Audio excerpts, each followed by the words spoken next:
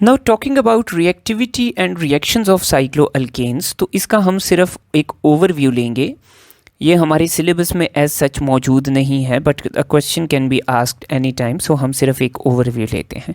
सो cycloalkanes की reactivity भी normal alkanes की तरह ही है। नाउ अल्केन्स के अंदर हमारे पास मेजर रिएक्शंस थे radical substitution reactions. So cycloalkanes में भी हमारे पास रेडिकल सब्स्टिट्यूशन रिएक्शंस मौजूद हैं। देन इसके अलावा अल्केन्स में हमारे पास ऑक्सीडेशन रिएक्शंस थे लाइक कंबस्शन। सो साइक्लोअल्केन्स में भी हमारे पास ऑक्सीडेशन रिएक्शंस हो सकते हैं। नाउ साइक्लोअल्केन्स में एक और इम्पॉर्टेंट बात है कि चूंकि इनमें अल्केन के मुकाबले में 2 हाइड्रोजन्स कम हैं जस्ट लाइक अल्कीन, तो ये अल्कीन्स की तरह एडिशन रिएक्शंस भी दे सकते हैं। ऑल्दो कि साइक्लोअल्केन्स की रिएक्टिविटी अल्कीन्स के मुकाबले में कम है, लेकिन ये अल्कीन्स की तरह एडिशन रिएक्शंस देते हैं।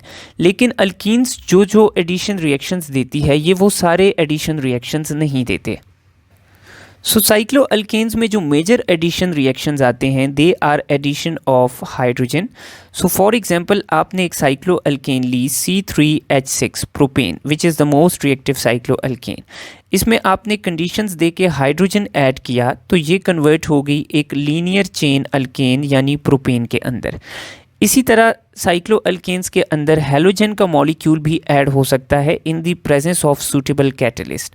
सो जब हम C3H6 के अंदर X2 को ऐड करते हैं सो हमारे पास C3H6 की चेन ओपन अप हो जाती है और दोनों कार्बन्स के एंड पे हमारे पास हैलोजन ऐड हो जाता है and it gets converted into a dihalide. इसी तरह साइक्लोअल्केन में HX की एडिशन भी हो सकती है।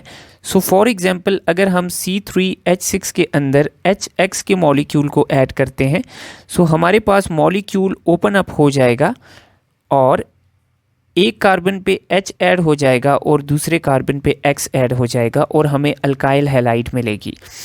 एंड सिमिलरली हमारे पास साइक्लोअल्केन्स में वाटर का मॉलिक्यूल भी ऐड हो सकता है। सो C3H6 में अल्कीन्स की तरह जब हम वाटर के मॉलिक्यूल को ऐड करेंगे सो हमारे पास एक कॉर्नर पे हाइड्रोजन आकर ऐड हो जाएगा, जबकि दूसरी साइड पे हमारे पास OH आके ऐड हो जाएगा। सो हमारे पास अल्कोहल बन जाएगी।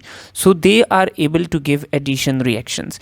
नाउ अगर हम रिएक्टिविटी की ऑर्डर की बात करें तो हमारे पास साइक्लोअल्केन्स में साइक्लोप्रोपेन सबसे ज़्यादा रिएक्टिव है because of its least stability, followed by cyclobutane, then we have cyclohexane और सबसे कम रिएक्टिव जो हमें मिलती है that is cyclopentane. Now cyclopentane के अंदर एडिशन रिएक्शंस इजी नहीं होते because it is already stable, जबकि साइक्लोप्रोपेन के अंदर एडिशन रिएक्शंस कंपैरेटिवली इजी हैं क्योंकि इसका रिंग अनस्टेबल है, उसमें एंगल स्ट्रेन ज़्यादा है तो वो आसानी से ओपन अप हो जाता है। So this is all about the reactivity of cycloalkanes और यहाँ पे हमारे पास साइक्लोअल्केन्स ख़त्म हो गया। Thank you.